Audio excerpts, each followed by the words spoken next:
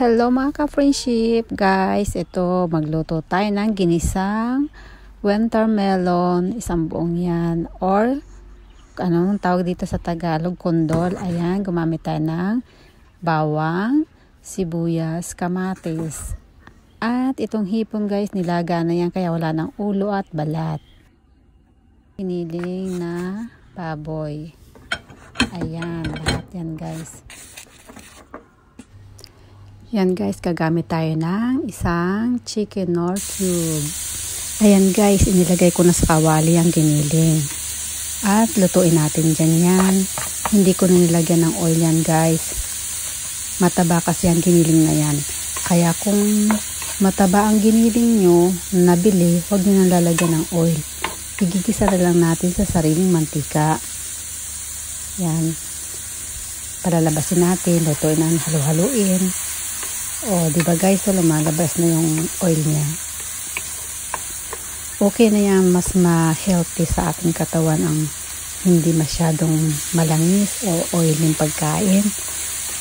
O, ayan, lumalabas na, naluluto na yung giniling. Ayan, itatabi-tabi lang natin yung giniling dyan at ilalagay na natin ang garlic, yung bawang, igigisa na natin dyan. Lutuin natin yan. At ang purpose din yan guys, para talagang maluto yung giniling.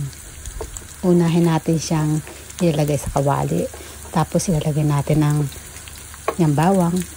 Diba mabango? At isunod na natin yung sibuyas. Diyan pa rin sa gitna natin ilalagay guys.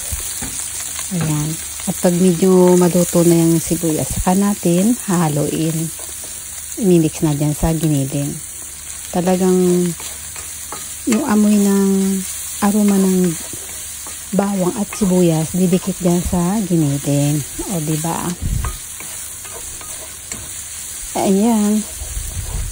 Okay na. Ito na yung sibuyas at bawang. At ayan na naman. Ilagay natin sa gitna yung kamatis.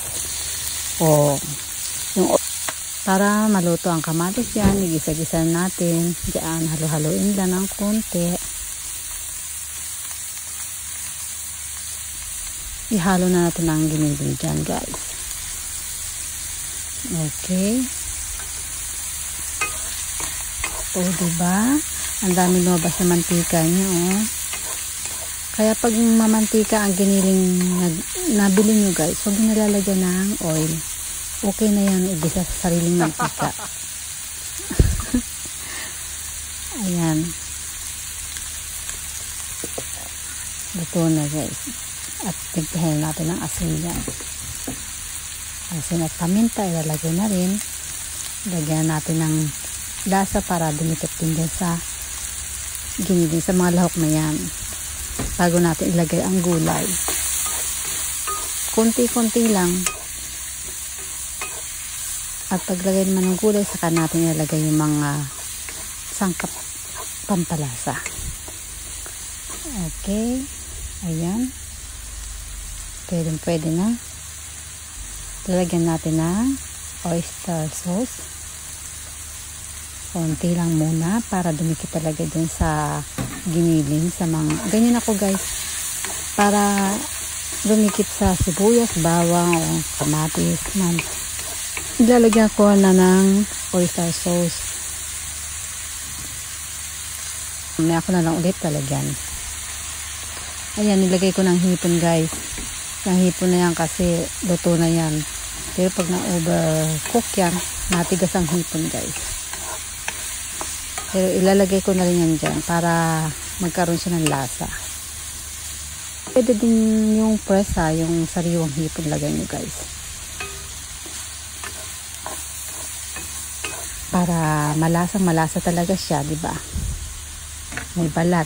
At kayo na ang bahalang magbalat-balat pagkakain. Sa akin lang kasi guys, para hindi masyadong abala sa pagkain, bumili na ako ng boil na hipon na walang balat, tsaka ulo.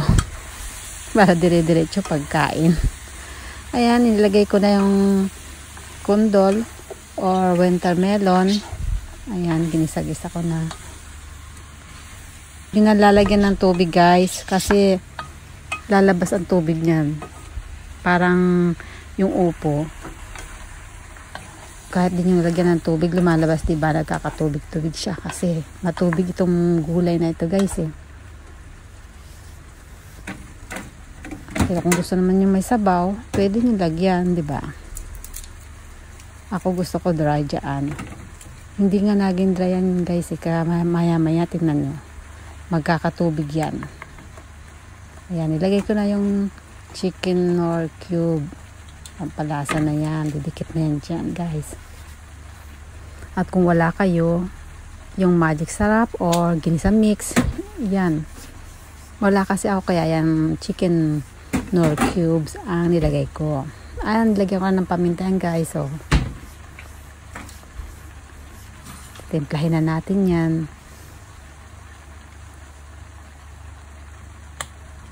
Patis yan. Isa pa rin pampalasa ang patis, guys. Kahit hindi na kayo maglagay ng maraming asin, may mga pampalasa na kayo. Kunti lang lagay yung asin. Ayan, takpan natin. Hintay lang tayo ng kumuluyan at saka natin bubuksan. Ayan. Medyo naluluto na yung gulay, guys. O, diba? O, lumalabas yung tubig niya, guys. Gustong gusto ko dyan yung dry siya, pero matubig siya. Kaya talaga niluto ko pa siya. Nilakasan ko yung apoy. Ganun lang ang technique, guys. Pag maraming tubig, lakasan yung apoy para madaling mawala. Tapos pag medyo nawawala-wala, hinaan nyo na ang apoy. Ayan, timplahan natin. At pag kulang pa, lagyan nyo na lang ng asin or patis. Okay.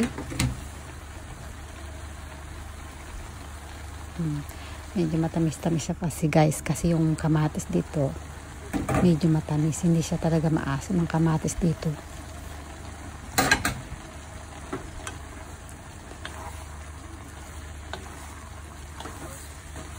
Winter melon, hindi katulad ng upo.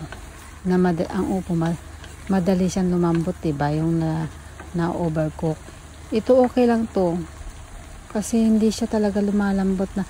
Luto siya, pero yung loob niya ay hindi nadudurog yung hiwa-hiwa ng gulay.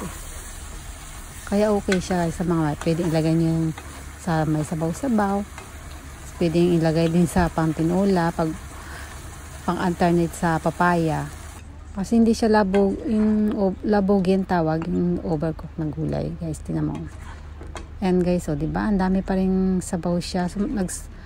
Sumabaw siya, Pero okay lang yan, panglagay natin sa kanin. Okay lang, kahit nilakasan ko ng apoy kasi ma-overcook naman kasi talaga yung hipon nga, medyo tumigas na. Okay, guys, sana nagustuhan niyo itong luto ko. Ito masarap yan.